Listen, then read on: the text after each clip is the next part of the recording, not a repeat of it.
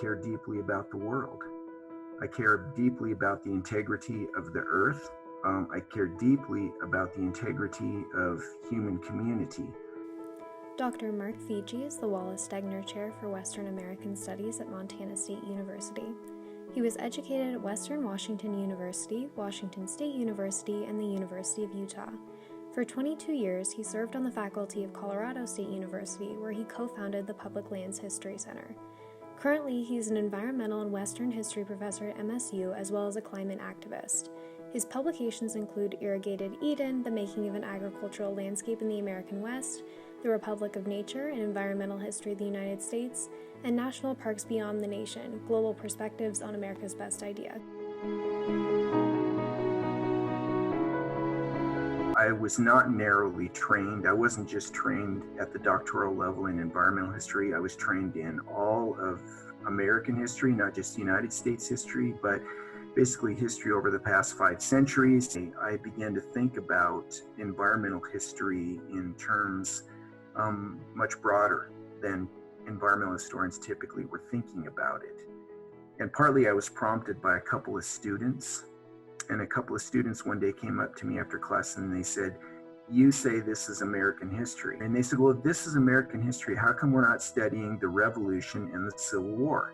And that then got me going on this project. That was my second book, The Republic of Nature.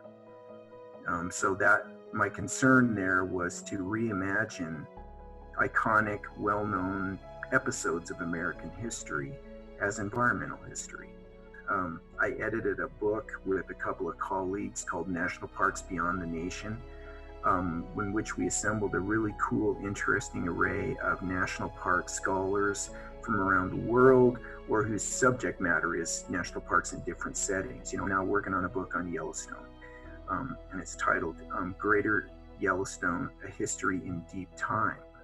And it is very much a history informed by my awareness of climate change and the Anthropocene.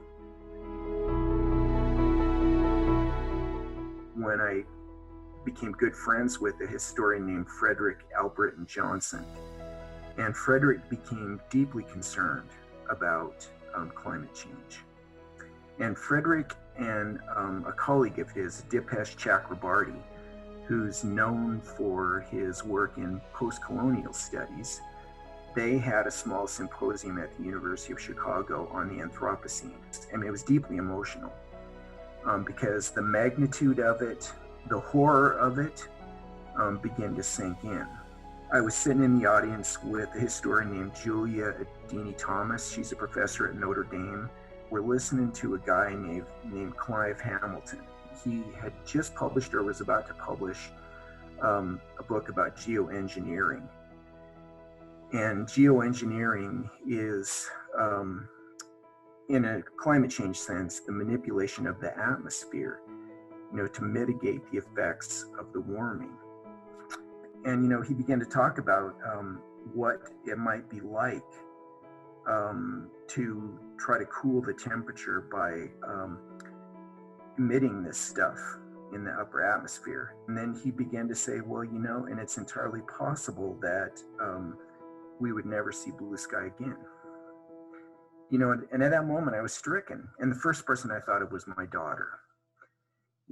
At that moment I knew that, we have to face this. It's a serious problem.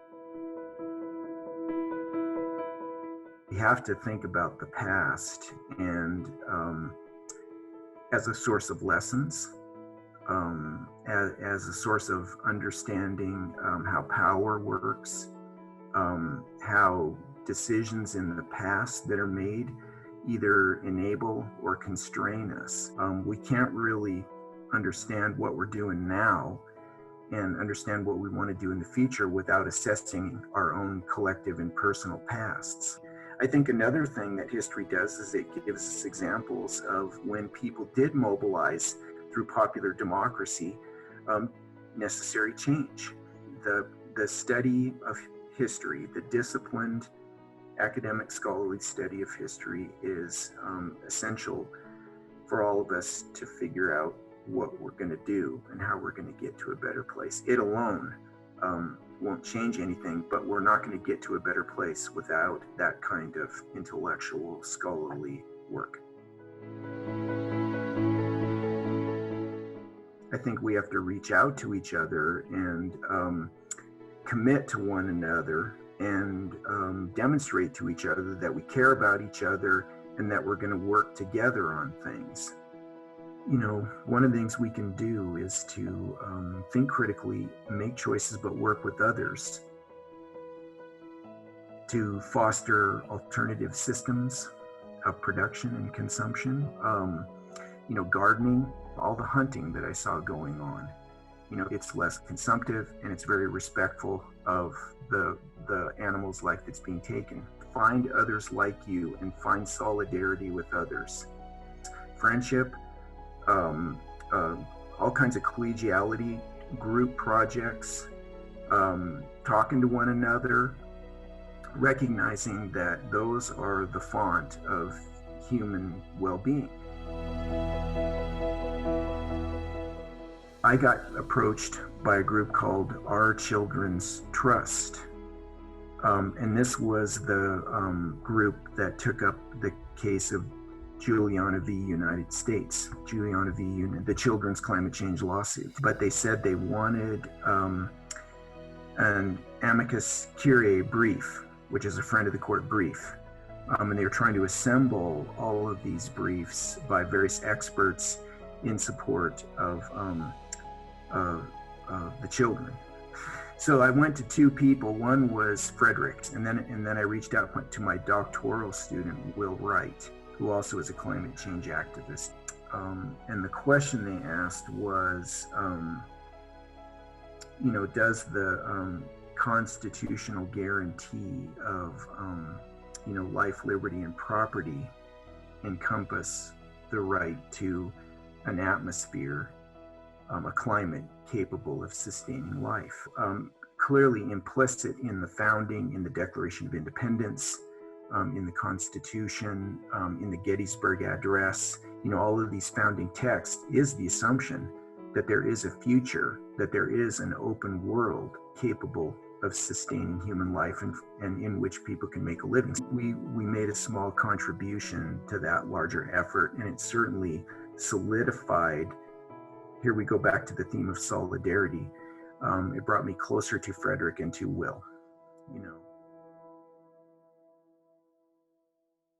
And there's always something left to lose. So we absolutely have to work together. My name is Quincy Balius. I'm a third-year student at Montana State University with a major in history and double minors in museum studies and women's gender and sexuality studies. So far, my climate change leadership story is short. I became interested in climate change several years ago. Since then, I have been individually active in climate change because I want to protect my community. I went vegetarian a year ago after learning about the destructive nature of the meat industry. I have signed environmental petitions, I recycle, and I have attended protests. I used the class as an opportunity to learn more about the existential threat of climate change, as Dr. LaChapelle put it. Our guest speakers, as well as my interviewee, Dr. Fiege, emphasize solidarity and collective action. In the future, I will join more collective groups like the Sunrise Movement and incorporate climate change into my historical studies to draw attention to the issue and find answers in the past for solving the problem today. Climate change affects all of us, and it will take all of us to solve it.